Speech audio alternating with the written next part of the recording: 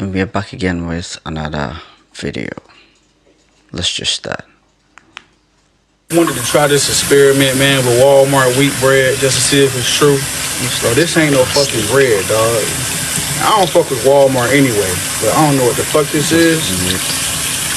This a motherfucking sponge or something, nigga. Like this. Interesting fact, your butthole has its own fingerprint, scientifically. Croissants aren't actually French. Croissants are from Austria. I actually learnt this fact the other day. Apparently, sometimes when camels die, they explode. Humans glow in the dark, but because of our eyesight, we can't see it. Dolphins sleep with one eye open. Sharks have infinite teeth. Unlike humans with two sets of teeth, the milk teeth and the permanent teeth, sharks have like a conveyor belt of teeth that just keep replacing themselves every time it's damaged. Animals that lay eggs don't have a belly button. Yeah, Octopuses have 3 hearts and 2 of them stop beating when they're swimming. Did you know that we all spend on average a year of our lifetime on the toilet? And Liverpool are champions. You never walk alone. There are 2 points in the south of Ireland called Hook Point and Crook Point. When Oliver Cromwell came to invade Ireland, he said, "I will take this country by hook or by crook." That's where the saying comes from. You will never know a woman until she has leverage on you. You could be with a woman 5-10 years. Until she has leverage on you, that's the only time you're going to know who she really is. When she gets pregnant or when you get married. That's when her true colors show. I'm so scared to ever let a woman get leverage on me. I had a friend, he was begging his baby mama, "I'll send you $1,000 just to send me a picture of my child." Women wield power like a tyrant. You have to manufacture situations to test that woman before you... Bruh, you have to choose a very great wife. I don't know, it's very impossible for you to know, but then by their deeds I think you can figure it out. So yeah, bro, this is so disheartening to beg your baby mama to send you a picture of your daughter or your kid. That's so crazy. Let's get back to the video. We should choose wisely. Choose wisely. Choose your life partner wisely. Let's get back to the video. Get her pregnant before you get married, because you will never know. Is Lucifer the god of the Freemasons? Yes. To join Freemasonry, you have to be invited. You can't just join it. And the general sort of understanding is that the fallen angels continue to tell their offspring, their descendants of their offspring, that they can still win. Is there a hierarchy for these things, like Illuminati, Freemasons? The fairy tale concept goes back many years for when they're ready to reveal things, that we would accept that more easily, and they can tell us that they told us. Many Freemasons are witches. Why? Because they're adepts. So many of you guys just think it's a bunch of old men doing a bit of cosplay, rolling the sleeves and the shirts up and standing on checkered floors. I wish that was the case. Maybe them low-ranking lodges. Just look into who these guys worship and idolize. Look into the principles and the philosophies, and it will all start to add up, and you'll start to see the bigger picture. What kind of deities and entities that these guys put on a pedestal, and it'll all start to add up, and you'll see the bigger picture. The surface web is everything you can find through Google, Bing, or Yahoo.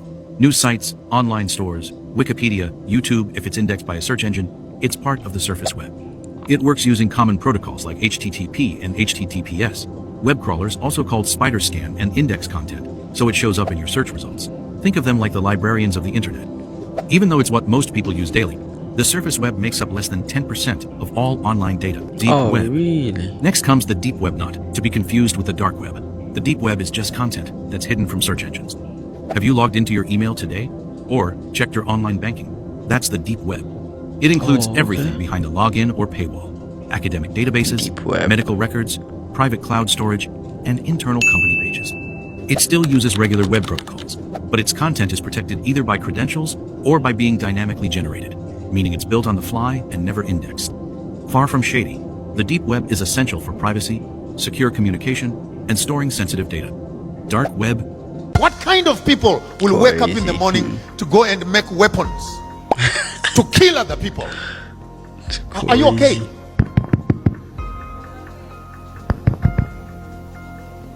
You come to Africa, you dig up the whole place and live mining dumps, poisoning rivers with cyanide, only to bring the gold and put it in a warehouse somewhere here you call a vault.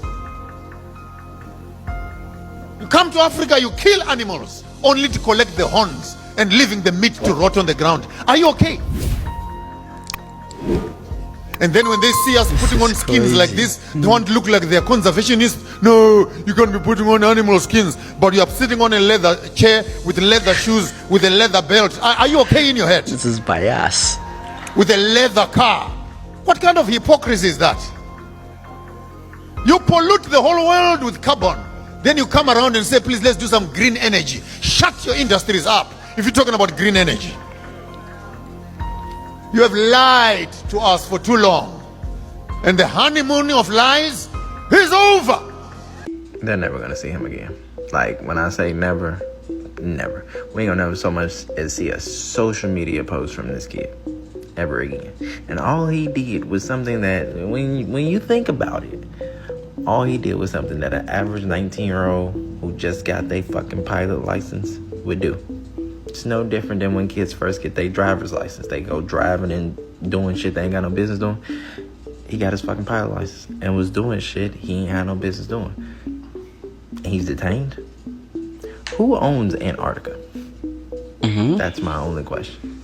And that's a big one. So outside of what they tell us, what's so bad about a motherfucker going to see that? Because you can go to Antarctica on you can take the boats to get there, but when it comes to flying, they shut all that shit down.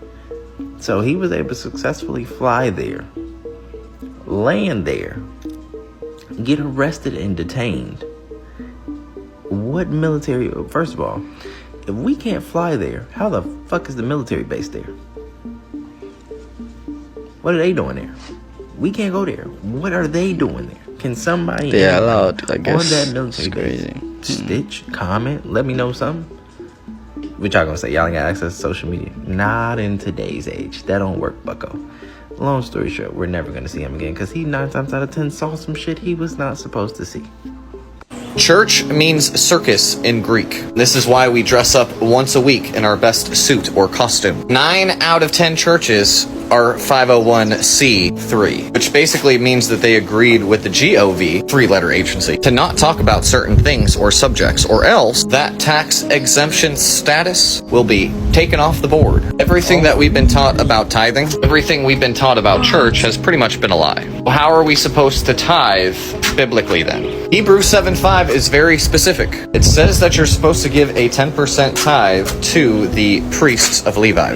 Hebrews 7:5. This isn't just an Old Testament recommendation. The nation of Levi, the tribe of Levi, more accurately, the nation of Levi was set aside specifically for pastoral priestly responsibilities. So back in the day, they would give their tithe, which would either be food or money, and Levi would distribute the tithe appropriately throughout the house of Israel, which is completely different from what you're doing when you give your money to a pastor. It does not go to the people who actually need it.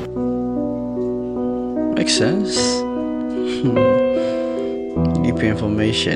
Crazy. One drink of alcohol is equivalent to smoking 2 packs of cigarettes. One marathon run is equivalent to smoking 6 packs of cigarettes. 6. I don't understand. It breaks down free radicals in the body. Now you got to clean those free radicals out. So if you smoke 6 packs of cigarettes, if you do a marathon for how long? If you do a marathon, 26 miles. But remember, you got to train for a totally marathon. Cancels that out. Yes. Interesting. Yes. And so not cancel the cigarettes out. If you smoke 6 packs of cigarettes, it's like smoking 12 packs of cigarettes. So it's deadly. It's deadly. Imagine a king so obsessed with pleasure that he had a custom-built sex chair, designed not just for passion, but for multiplying it. A throne of lust, engineered for orgies. This was real, and the man behind it was King Edward VII, the grandfather of Queen Elizabeth II, the so-called peacemaker of Europe, who moonlighted as Edward the Caresser. Before you judge him too quickly, wait until you hear the twisted details of his secret chamber in a Parisian brothel, his legendary appetite, not just for food but for women, and the scandalous family tree that still connects his mistresses to today's British royal family. You're about to enter the opulent, outrageous, and utterly jaw-dropping world of Britain's most libidinous monarch. This is the story of King Edward VII, a man who adored the pleasures of the flesh so much, he commissioned an erotic device that allowed him to enjoy multiple lovers at once. We'll get to how that contraption worked in all its indulgent glory. Let's just say, Edward didn't hide his appetite. He had at least 50 known mistresses, and his most beloved was Alice Keppel, who, in a wild twist of fate, just so happens to be the great-grandmother of Camilla, Queen Consort to King Charles III. Edward's affairs caused not only scandal, but chaos, broken marriages, ruined reputations, and a monarchy constantly on the edge of disgrace. And, at his 1901 coronation, he invited his mistresses to Westminster Abbey, sat them down in a special pew reserved just for the king's ladies, and you thought modern royals were wild? Born on November 9th, 1841 at Buckingham Palace, Edward was the eldest son of Queen Victoria and Prince Albert. At birth, he inherited titles like Duke of Cornwall, Duke of Rothesay, Prince of Saxe-Coburg and Gotha, and Duke of Saxony. His parents dreamed he would become a flawless Did y'all know that it was a tribe that was at war with mermaids, like a supernatural war? And the people were literally terrified of these supernatural creatures? Let's talk about it. So the tribe is called the Reli tribe, or some might call them the Mercy people that live in Ethiopia. Members of this tribe have talked about how basically everyone is terrified of these mermaids. Yes, like real life mermaids. These people don't think that these are mythical creatures. These are real life things that's really going on over there. And they discussed how basically they are afraid that they might make the mermaids angry and the mermaids might take their family. Because you got to think, when the people are going to the river to wash clothes or to wash themselves and to get drinking water and stuff like that, they have to go to these rivers. And they're terrified that the mermaids will get them and take their family underneath with them. And something that was very interesting that I watched on the interview, and I'm going to tag the person below that showed the interview on here. They discuss how they only take the navel, so the belly button, and the tongue. So I don't know what that symbolizes, but basically if you see a body out there and it's missing a tongue and a navel, they know that the mermaids got a hold of them. But yeah, they talk about how they try to stay away from them and how they just really are like terrified of these creatures, and that they're not like Ariel and the mermaids that we know and love. And I just find it so crazy how there's always different variations to these creatures. But yeah, to them, these creatures is nothing mythical, sweet, and pretty. They are terrified of them. But let me know what y'all think in the comments. And I'm going to tag the person with the full video below of the people of this tribe discussing how terrified they are of these mermaids. You're quite famous, aren't you? Yeah, I suppose so. How did all that happen? I don't know. Through being honest. Are you honest? Yes, I am, very. I think you're trying to shock people. I don't give a shit what you think. I know what I think, and that's all that counts to me. I don't try and impress anybody but to myself. Why all the fuss then? Why dress up? Why dress a up famous for language? What? Dress up what? Dye your hair? So what? Am I not entitled to do what I want with my own body? I think I am. That's all that counts. Why all the infamous language? Infamous language? You're joking. What language is that? I speak nothing but the fucking English language. That's the only thing I've been brought up with. And if that's infamous, then tough shit. This photo was taken at Disneyland in 1980. If you look in the far right hand corner, that's a little girl named Donna. She was 5 years old in this photo. And this photo was taken by her mom while they were on vacation. 22 years after this photo was taken, she is going through her family photo album with her fiance, Alex, and they come across this photo. They're about to flip the page, and then Alex says, "Wait a minute, that's me." And Donna says, "What do you mean? The guy in the costume? This is you?" He's like, "No." He says, "This is me in the back in the stroller. That's my dad, and that's him pushing me in my stroller on our vacation." The crazy thing is they lived in Canada at the time, not complete, and Donna and her family lived in Florida. You can see the so they lived in two completely different countries, and they both happened to be visiting Disneyland at the same time. So they're both in shock and in disbelief, and they even go to Alex's home, It's a poll. get his family photo book, go through the photos of I that think it's a light pole. vacation, and sure enough, they see him, his dad in the stroller. Dad's wearing the same outfit. It's 100% confirmed. So more than 15 years after they met as adults, nowhere near this location, they were both at Disney at the same time, within a few feet of each other. And then they would go on to meet as adults, get engaged. They have kids of their own. They're married now. But man, you want to talk about coincidences?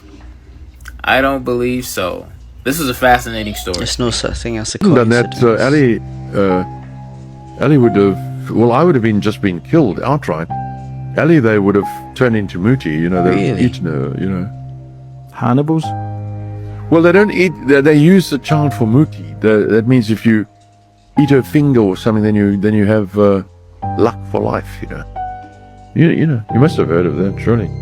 Like Really? satanic stuff like, is that witchcraft? Well, you go back in time, you know, the Vikings and all the people before that, you know, the different ages in which we live, you know.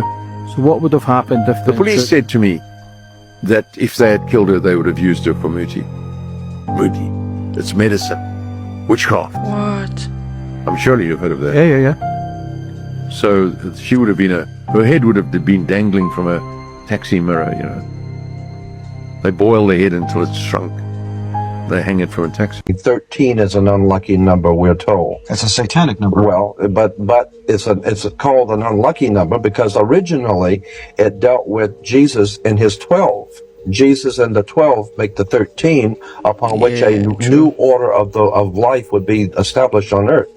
The conspirators have then seized upon this term of the 13, Jesus plus the 12, and have begun to build on that a new world order. You had better look at the idea of why an Egyptian pyramid is on an American dollar bill. Well, it's a symbol of slavery, Jordan, because that pyramid was put together with slave labor. Right, but it was also one of the greatest bricklaying projects the world has ever known.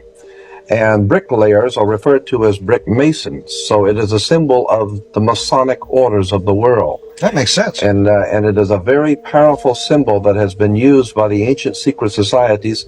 And I am here to tell you that that pyramid called Cheops Pyramid is a very important symbol to the world Illuminati. And they're constructing the Illuminati Luxor up in Las Vegas. Do I understand? On Las Vegas Boulevard. I was up there with our cameraman here. And is that a new hotel? A new hotel, 33 stories. I mean, with the capstone. What's the significance of 33, Anthony? Well, I think Jordan would be better able to answer that. You are not meant to predict the future. You are meant to create it. And the most powerful tool you have isn't money, talent, or luck. It's your brain's ability to time travel. Your brain comes equipped with a function so advanced, it outpaces quantum technology, the ability to mentally simulate futures. Neuroscientists call it episodic future thinking, the power to vividly imagine scenarios that haven't happened yet. With emotional precision so real, your body reacts as if it's already living it. Every time you visualize a future outcome with emotion and detail, you're not just daydreaming. You're literally rewiring your brain to believe it's possible and building the neural pathways that make it inevitable. Your subconscious doesn't know the difference between memory and imagination. So when you repeatedly visit your desired future, your brain starts filtering reality to find evidence of it, pushing you into decisions, habits, and environments that align with that imagined version of you. But here's the catch. Most people only use this ability to imagine failure, disaster, or rejection. They call it being realistic, but it's really self-sabotage through unintentional rehearsal. If you reverse this and consciously rehearse your greatness instead, your brain starts treating it as home. You begin to feel out of place in situations that don't match your vision. You walk into rooms differently. You attract people, ideas, and opportunities that feel random, but are actually the result of you bending reality in advance. The future isn't waiting for you. It's being built inside your mind right now. So the question isn't, can it happen? But, are you willing to mentally live there until your brain believes it has no other choice but to catch up? people in 2025 are saying put down the groceries and pass me the meow mix, because now cat food is now cheaper than human food. But Prices have gotten so out of hand now. People are buying canned cat food for dinner. This guy is going around and showing us his favorite cat meals, and you know, just in case if you want to try some. I've been eating cat food to save money on food lately, and I can show you some of my favorites. That's a good one. Really? Where's he from, y'all? I want to know where's he from. Usually I have this one for dinner. This is so Somebody already cracked it open, they couldn't wait. If I want a treat, I'll have some of these. These are pretty good. Can't go wrong with party mix, though. I don't think it's true. I love eating cat food. And I'm gonna tell you this is nothing new, y'all. I've actually heard of people eating animal food. This guy right here, he might be a furry or whatever they're calling it nowadays. You know, those people playing cosplaying as animals. So take precaution. But the fact that people are reverting to eating animal food, have you guys seen the price of soda now, y'all? Look at this. This is crazy. 12 motherfucking 99. I know these ain't the damn cheap grocery prices y'all voted for. Selling your soul to an orange fucking piece of shit. $12.99 for a 12-pack. That's more than a damn $1 a can. And that's on sale. I don't know about y'all, but I'm good with fasting. But yeah, would y'all do it, y'all? Let me know down in the comments below. Like and follow and share for more videos like this. Okay, this is Let's get it. Decent. He says this is for dinner. Yeah, I'm out of here. Crazy.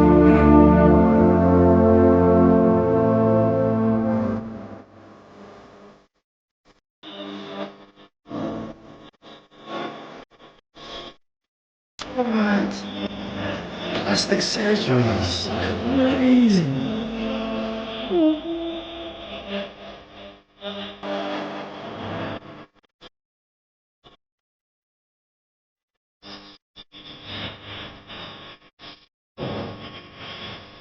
Really?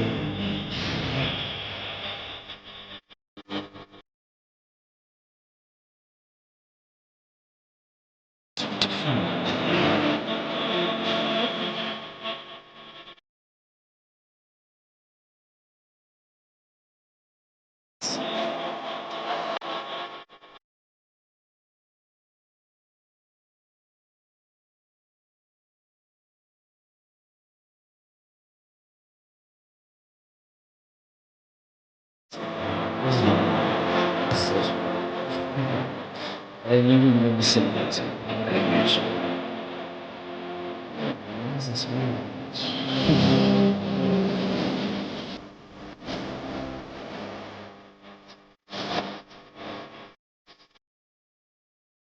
What's this?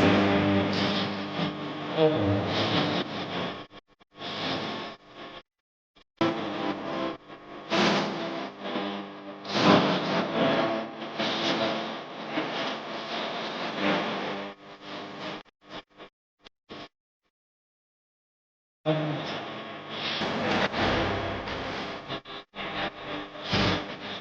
I'm starting to see a trend that every time you start talking about the Bible, you start talking about God, you start talking about spiritualism, and recognizing that America and the West is an anomaly, that there are spiritual forces that are working on people at all times, the media panics, because the media, in my view, is a bit satanic. I genuinely believe this, and so did one of the people that was watching this trend. I had a random user reach out and say, yeah, the reason they're freaking out is because NASA is satanic. The origins of NASA are satanic. And I went, what are you talking about? And OMG, you guys, buckle up. What I'm about to tell you, you're not even going to believe me, but you can just research this. You don't even have to go down a dark hole on Reddit. You can just literally open Wikipedia. It is so in our faces, and yet we don't learn about this. And now I understand why they are very upset with me.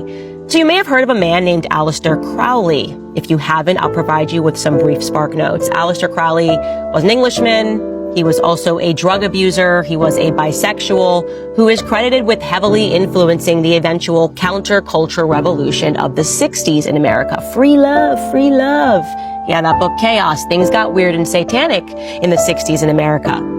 And America is where this Englishman, Aleister Crowley, This lady has a eventually lot of moved. information. But what he Crazy, is right? most famous for is black magic. He was an occultist who pledged his allegiance to demons. He believed that he could summon demons, okay? The story goes that when he was 13 years old, he read the book of Revelation in the Bible, and he became inspired, not by Jesus Christ, but by the seven-headed beast that is ridden by the whore of Babylon. So in case you are somebody that's not familiar with the Bible and Revelations, they talk about this seven-headed beast that rules over every tribe and people and tongue and nation, okay? So it's satanic. It's a satanic beast. When Aleister got older, he started a religious cult, a satanic cult known as the Lima. Crowley believed that the number of the beast, 666, was significant. He believed that humanity was entering in a new eon and that his religious motto, which was do what thou wilt, would rule it, right? He believed that actually he could create this beast and rule over nations by practicing rituals. He routinely practiced sex rituals. He believed in masochistic and sadistic sex, believed in free love, and he was very much connected to the elite in America. He was just openly publishing articles for Vanity Fair because he was best friends with their editor, and many of the elite in our society were his followers and believers. A Satanist. Oh, really? This is a fact. You can look this up. One such follower was a man named Jack Parsons, another wealthy young man. And here's what you should know about this time period. Before Jack Parsons enters the scene in America, the scientific consensus was that we would never enter space, that was an impossibility. But this rich kid, who also happens to be an occultist and who also would perform sex rituals and blood sacrifice to summon demons, well, no, he expressed the belief that they could fundamentally alter humanity, and he had a vision. He said, no, we can make this work. We can get to space. So I'm watching this video, right? And these Saudi Arabians, they like to ride box Chevys in Saudi Arabia. But I'm watching this video and nobody seemed to notice, way in the background, on top of that mountain, these two giants from way back there. Look how tall they are, bro. Yeah, really, they look so They gotta be over 20 feet tall. What? They look so huge. To be that big, to appear that big from way down there. Look how big they are.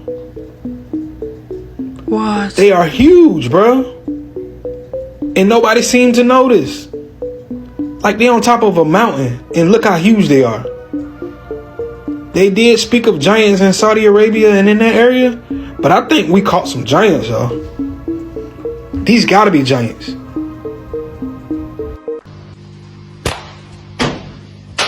What?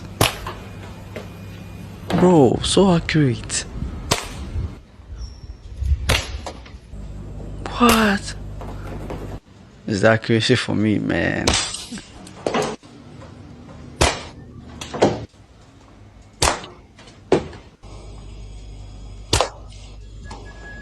What? You don't need no wife. Hell no. You need a bigger crib. You need your own house. You need some space, some privacy. That's the shit you need in your life. You don't need no wife. That's the last fucking thing you need, bro. Any girl who has convinced you that somehow your life is gonna be so much better by getting married, they lying. They capping. They gonna change. They gonna switch up on you. They gonna backpedal. They gonna play in your face. They gonna test you. They gonna try you. They gonna get bored with you. They gonna turn you into their private entertainment. Right. They gonna load you down with kids and debt. They gonna track you. They gonna track you. They gonna track you. Every time you can't even go to the store without, when you marry, you be like, oh, I'm ready to go to the store. You can't just walk, when you marry, you can't just walk out the door and go to the store. You gotta report where you going. Your wife sitting there and you just walk out the door. She like, what the hell just happened? Oh, you being punished now? What the hell you up to? You can't even walk out the door without checking in. And tell me how that's improving your life. Some sense in this. Crazy.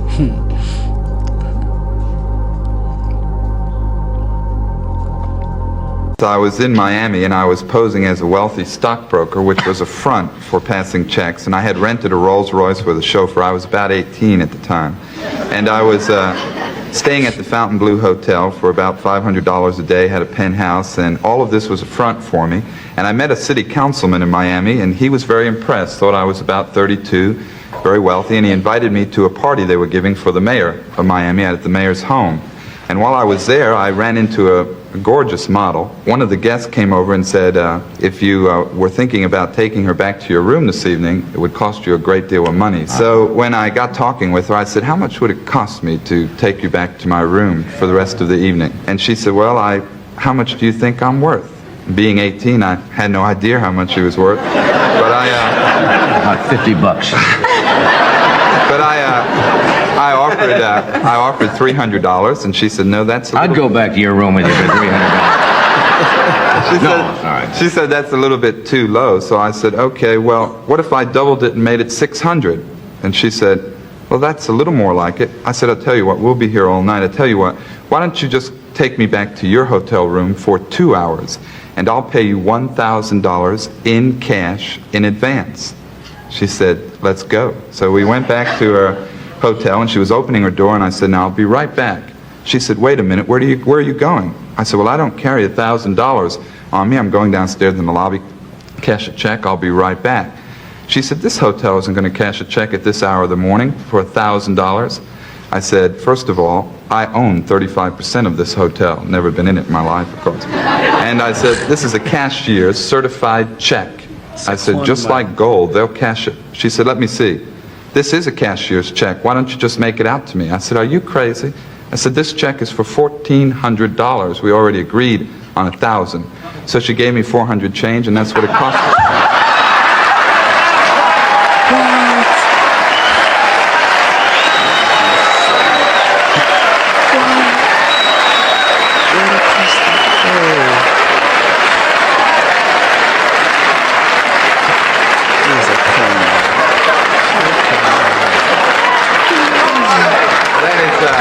That's what's known as hooking the hooker. Hooking the hooker. But check this out. So we got to the other side of the end of the road where it falls off here. Oh, that's a huge. It's like a sheer ass fucking drop.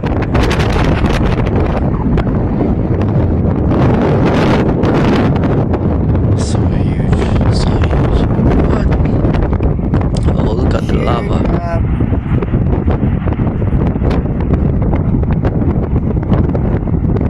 Lucifer wasn't responsible for leading worship. He's not just a fallen angel who was part of God's choir. He was a lawyer who was a member of God's heavenly courts. If you ask most people what Lucifer's job was before he fell, they'll probably say that he was the angel in charge of leading worship. But the thing is, he wasn't. People only speculate that he was because of one verse, Ezekiel 28 verse 13, which mentions that God prepared musical instruments for him on the day that he was created. But apart from that, there's nothing that suggests that he was responsible for leading worship. But there is something else that Lucifer was in charge of. Let me tell you what his job was. His name, Lucifer, comes from two Latin words. The words lux, meaning light, and fere, meaning to bring. And when you put these two words together, it means light bringer. So according to the meaning of his name, he was supposed to bring light. Or to be more specific, he was supposed to bring things to light. But the question is, what kind of things? Now, when you read the Bible, you'll notice that every time this character appears, he's almost always doing the same thing. In Genesis, he tempted Adam and Eve. In the book of Job, he accused Job. In the book of Zechariah, he tried Joshua, the high priest. And in the Gospels, he even tested Jesus. But you also notice that in all of these instances, it doesn't refer to him as Lucifer. He's referred to as Satan or the devil. So does that mean that his name isn't Lucifer? No. His name is Lucifer, but Satan and the devil, on the other hand, are not names. They are titles. In other words, they describe what he does. Just like when you see a pilot and you address them as captain, captain isn't their name. It's a title. Satan or Satan isn't his name. It's a Hebrew word that means prosecutor, which is a legal title. To put it simply, a prosecutor is a lawyer whose job is to uphold the law and to charge people who break it. That's why the devil is skilled at building arguments against us, especially when we disobey what God said, because it was his job. Lucifer wasn't responsible for leading worship. He's not just a fallen angel who was part of God's choir. He was a lawyer who was a member of God's heavenly courts, and not just any lawyer. He was heaven's chief prosecutor. That's why he was held to such high standards. Ezekiel 28 verse 12 says he was the signet of perfection, full of wisdom and perfect in beauty. And verse 15 mentions that he was blameless when he was created. Why? Because his job demanded that he be beyond reproach, especially since it was his job to bring to light the sins of others and prosecute them before God. Why did you take time out to come here? Because we wish to spread our message. And give me I think the I've watched principal this video tenets of before. your message. We are a collective conscious and a cyborg sent from the year 2050. Sent from a higher civilization to warn people of the incoming apocalypse. How will it end? With environmental disaster, technological singularity, disease, and famine. And will you fall victim to that demise at the same time, the collective you? Our body will, the real Orin body will, but the collective will stay alive. And the collective will exist in what plane? I mean, will the planet still be here? The planet will be destroyed. Okay. Will you be mechanized by then? We are already mechanized. But you're not mechanized now. We are. There is a brain implant, which is how we speak to you right now. Orin is but a shell. Okay. Or you don't have a brain implant. So as you sit here now, you're mechanized. Correct. My mom's the step. Okay, because I thought I understood you to say that you are becoming mechanized. Yes. We will become fully mechanized as in the commercial sense shown on our shirt. Okay, But we are already mechanized. But not fully. No. Okay, just partially mechanized. Correct. What part of you is mechanized? Our brain, our legs. Okay, your legs are mechanized? Inside, yes. We've had operations. Okay, so if we x-ray your legs, we would see mechanized legs, not bone and muscle. Correct. Would not be the It same. is a combination of flesh and steel. Right. We are not saying that we are invincible. We are saying that we have merged with technology, with machine, Right. in order to stay alive. I've got really crappy knees, so Understood. would love to have mechanized legs. It'd be a great thing. What do cyborgs do for fun? Learn. What do cyborgs think is humorous? We do not know. Are any cyborg jokes, like three cyborgs walked into a bar? Humans think that the world will last forever. That is a lie. That is funny. Yeah. Okay. Do you form relationships? Yes. We must get out our message and collaborate with people. And you say you don't want to tie yourself up with a job because if you have a job, you can't spread your message. Correct. Our job is spreading the message. I have a job and spread my message. I mean, it works for me. And that's why you do your music, right? Correct. When did you find that you had musical talent? Have you always had that awareness? There's always been an interest in sonics, yes. Humans are innately connected to rhythm and beat. Do you enjoy the music? It is pleasing, yes. Do you want to know why Bonnie Blue's Petting Zoo has been canceled? At least as far as I know right now, it's still canceled. It's because she must have known that she was going to die. If you don't believe me, something like this has done before, only the premise of it was not nearly as objectifying. You may have seen this comparison before, but this is Marina Abramovic, a Serbian artist who did an art installation in the 1970s where she had a bunch of items laid out on a table, ranging from weapons to feathers to roses, with the premise that anyone could do whatever they wanted to her as long as she stayed still. And do you want to know what they did to her? It started out peaceful and nice, where they would give her a drink of water or hand her a rose, but eventually it began to devolve into more and more violent things. Do you want to know which gender was the culprit for this? You guessed it. Men were cutting clothes off of her. At one point, they were cutting her skin with thorns. Another man cut her neck and then proceeded to suck on the wound. But another took a gun, put it in her hand, and had her hold it to her neck, or to her jaw.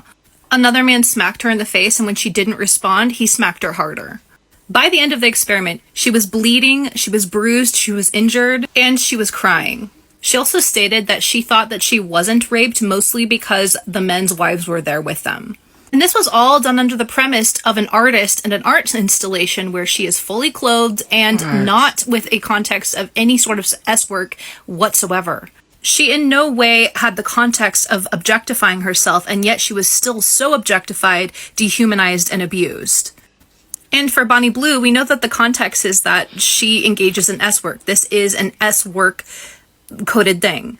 She tried to call it an art installation. I really don't believe it is, with the context of everything that she does, which was so much more objectifying than the premise of Marina's art piece, and so much more dangerous.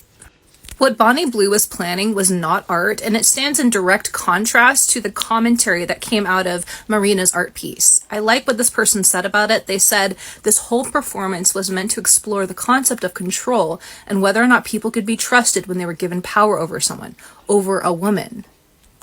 And by the way, Bonnie Blue did plan this around Father's Day for a reason. She even said so. She said, if you can't find your father, he's probably with me. And you know, maybe it really is a sort of commentary, even if it is not the commentary that she was intending, because she's made it very clear that she's kind of getting back at women for not serving the patriarchy. But really what this just shows is how dangerous and horrible men really are when you give them power. It's because men are women's apex predator. I don't care if this offends anyone, especially the men who say, oh, not all men.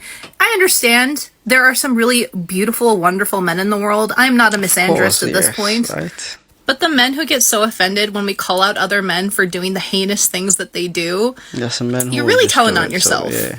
Because either A, you feel personally attacked because you are engaging in those things, or B, you are not standing up for what's right because it benefits you. It's not easy for men to stand up against other men in the patriarchy. But if you don't have the courage to do it, you're part of the problem. Exactly. I keep telling women, you only pick the men that you open your legs to. You do not pick the man that goes down on one knee. What? You don't. So you can make your choices and be free-willed and live up your best city girl life all you want, yeah? But at the end of it, you're not the one that's going to choose whether you're worth to be married or not. So I suggest you actually listen to men when they say what they want to marry. These entities are so much more powerful than people can comprehend. And the greatest deception the enemy has accomplished thus far in the last 150 years is to convince people that the Bible is not supernatural. They have raped our scriptures of all the supernatural elements in there. Like in Isaiah 13, when you pick up a scripture today, a Bible today, and it says ostriches are going to dwell there and hairy, shaggy goats are going to dwell there. They took away the word satyr. They don't want people to know about Pan and the Baphomet and Azazel. They don't want his identity known. They don't want people to think that there's an actual hierarchical structure to these entities. They have names and characters and temples and priests. And they give us the ostrich instead of the siren. They take away the mermaid-looking creature with serpentine legs coming out of her rear end. That's a kidnap. That's her. And they don't want people to understand that's what dwells in these places. That's what's in these waters of these lakes. I could throw my blades in water and she would bring them back to me. Really? That's what she offers. She offers mystically charged magical weapons to warriors. That's the whole Merlin myth. You know, it's not a myth. These are like histories just repackaged to make them palatable in cultures that it's illegal to talk about it. These people operate under this legal groundwork. And when they need to get their stories out and they want to preserve their legends and their truths, they couch them in mysteries. That's the mystery religion. That's not how the Father operates. Yeshua literally said, I've done everything open in the open. You do what you do in secret. That's a different kingdom. And I was a guardian of the secrets for these families. So I witnessed their oaths, their vows, their ceremonies. I was there brought in to watch them marry children to monsters, to people that looked like men and creatures that were not mankind. I had to bear witness to these atrocities. I had to see people I loved in their pubescent bloom be ravaged, and then watch people take skull cups, the top head of a skull, catch that blood and drink it. That's the filth these people are engaging in. It's not just some kind of abominations. The scriptures are explicit about this stuff for a reason. It's shameful to talk about these things. However, this is the reality of what people's lives are wed to. So when your mom who gives birth to you was conceiving you during that, yeah, you got some demonic stuff coming, son. Yeah. You know, there's a reason some people are just, their lives are train wrecks all the time. Yeah. Because they're dealing with that at their origin. They don't know they're a moon child. They have no idea that they were conjured during a Babylonian ritual. But that stuff carries on, and then they have children who have children. And if you look at the branches of that tree behind me, it doesn't take long till you have a lot of ancestors. And that iniquity feeds like an IV line, like the circulatory system, back to the devil, the dragon himself. All of it ultimately goes through his kingdom, his city in the sky. This is going to sound insane, but this is a warning to America and a warning to the rest of the world. I was just put onto something very serious, and the second I heard it, my heart dropped because it made so much sense.